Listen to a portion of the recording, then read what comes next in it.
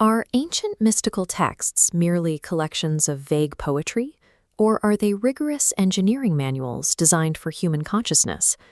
This fragment is from the early Christian Gospel of Thomas, found buried in the Egyptian desert.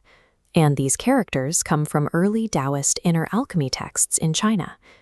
Despite thousands of miles and several centuries between them, these two traditions focus on a specific shared pattern in how human consciousness functions. They describe the baseline of ordinary human experience as highly fragmented. In Thomas Saying 28, the text describes humanity as spiritually drunk and blind in heart. These writings provide a technical diagnosis of the human condition, identifying a state of unconscious reactivity that prevents internal stability. To understand the diagnosis, we can look at a modern psychological systems model of human attention. Here, a scattered central node represents the self, surrounded by external trigger nodes representing sensory inputs and the outside world. The primary mechanism causing this system to fail is constant unconscious leakage. Thomas Saying 97 illustrates this through the metaphor of a woman carrying a jar of flour. The handle breaks, and she continues walking while the jar slowly empties behind her.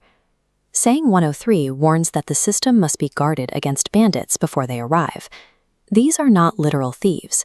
In psychological terms, these bandits are sensory triggers, old habits and emotional reactions that hijack attention, forcing the central node to react passively to whatever flashes brightest.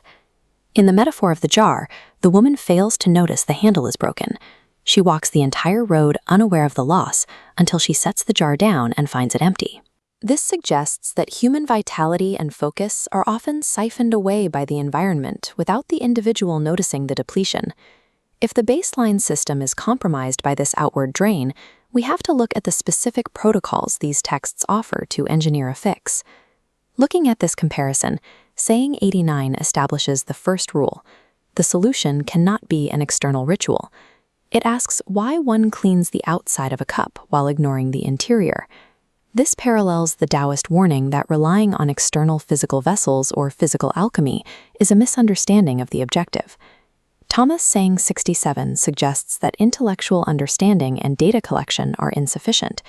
If the self is not refined, the foundation of the system remains unstable.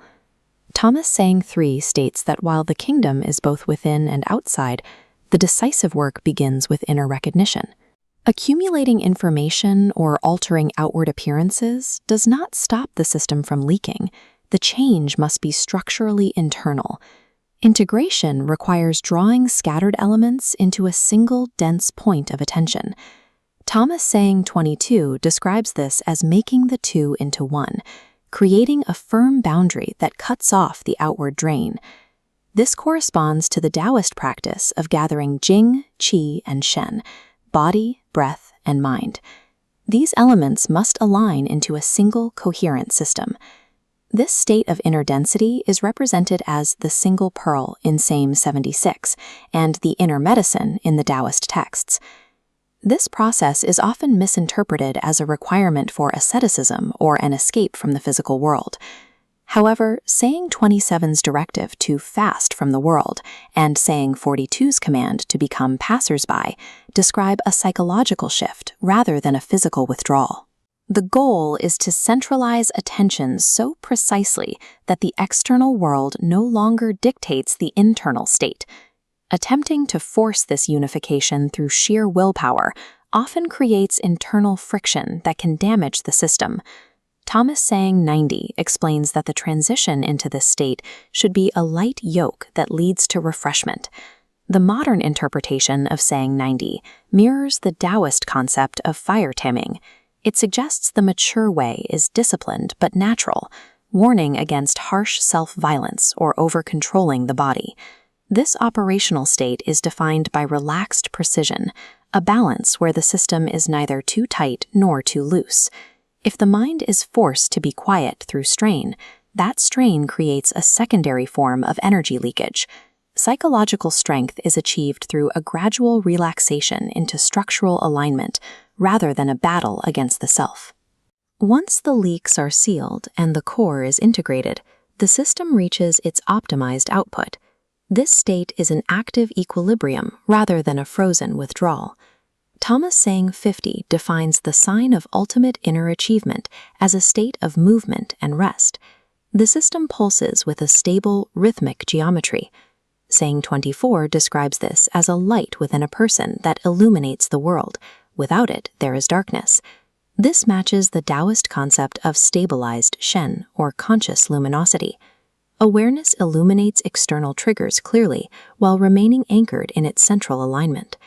Ultimately, the optimized mind engages with the surrounding reality by illuminating it from a stable foundation of dynamic stillness. The kingdom of heaven, the inner medicine, and the single pearl served as technical metaphors for the same psychological reality. Both traditions suggest we are born into a baseline of unconscious leakage and scattered reactivity. The required action is to stop seeking external solutions, gather fragmented attention, and guard the system against external hijackers. Translated into modern clinical language, these ancient manuals align on a specific process, moving from fragmentation to integration, and from unconscious leakage to stable inner coherence. These traditions offer a single directive: seal the leaks, centralize your attention, and access the stable awareness already present within you.